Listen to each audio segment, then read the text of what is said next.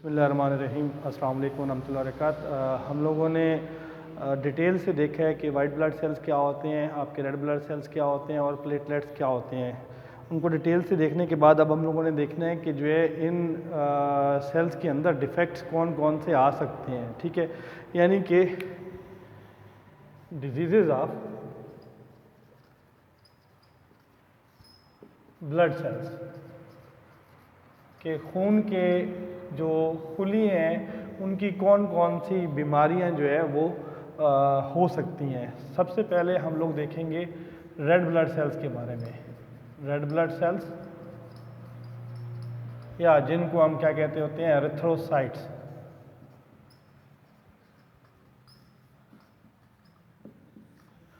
सबसे पहले red blood cell की जो है जो प्रॉब्लम है उसको हम कहते होते हैं एरिथ्रोसाइटोसिस,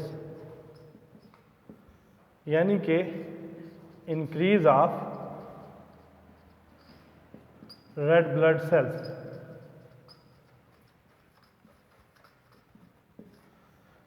खून के सुर्ख ज़रात की जो है नॉर्मल से तादाद का बढ़ जाना वो क्या कहलाता है, एरिथ्रोसाइटोसिस कहलाता है। नंबर 2 पे है आपका एरिथ्रोसाइटोपिनिया।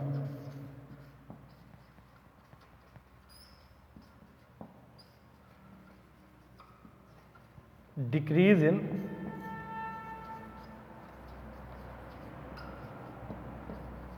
रेड ब्लड सेल्स के खून के सुर्ख ज़रात का उनकी जो है जो नॉर्मल जो वैल्यू होती है, जो कि जो है आपके जो है 4.5 मिलियन से 5.5 मिलियन पर क्यूबिक मिलीमीटर या mm³ होती है। अगर इससे तादाद बढ़ जाए तो तब हम क्या कहेंगे, इसको एरिथ्रोसाइटोसिस कहेंगे। और अगर जो है 4.5 मिलियन से तादाद जो है इनकी कम हो जाए तो उसको हम एरिथ्रोसाइटोपिनिया कहते हैं। ठीक है, अब इसके बाद जो है जो नेक्स्ट प्रॉब्लम है वो ये है कि पॉलीसाइथीमिया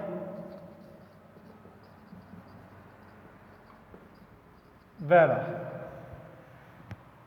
इस बीमारी के अंदर भी क्या होता है कि रेड ब्लड सेल्स की जो तादाद होती है वो नॉर्मल से क्या हो जाती है, बढ़ जाती है। ठीक है, लेकिन इसमें एक चीज़ ये देखी जाती है कि ये जो है कैंसर की वजह से होती है।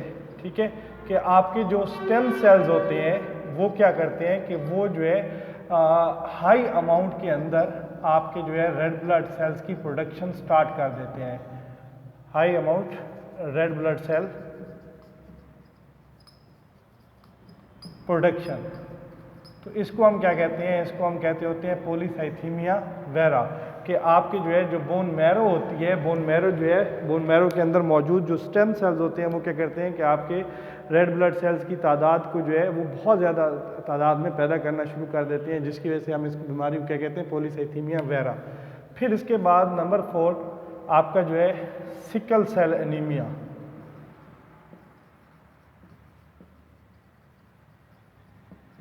बेसिकली ये जो लफ्ज़ सिकल है इसका उर्दू के अंदर अगर तर्जमा करें तो ये इसका मतलब होता है द्रांति नुमा।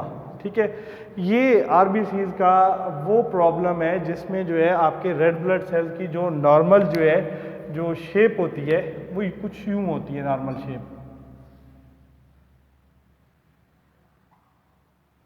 लेकिन जो आपका सिकल सेल एनीमिया है इसके अंदर जो है आपके रेड ब्लड सेल्स की जो शेप होती है वो इस तरीके से बन जाती है, जिसको हम लोग जो है मून लाइक अपीयरेंस भी बोलते हैं। ठीक है,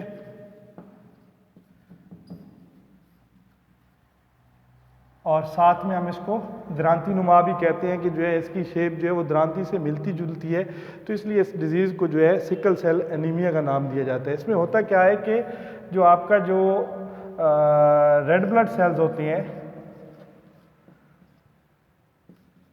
वो जो है ऑक्सीजन को कैरी नहीं कर सकते, कैन नॉट कैरी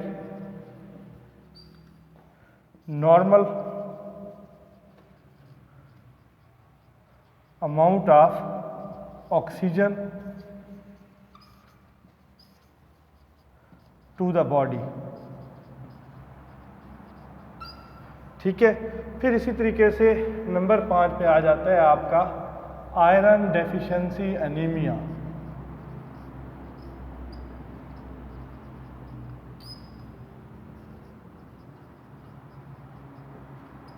इस बीमारी के दौरान क्या होता है कि आयरन की डेफिशिएंसी हो जाती है।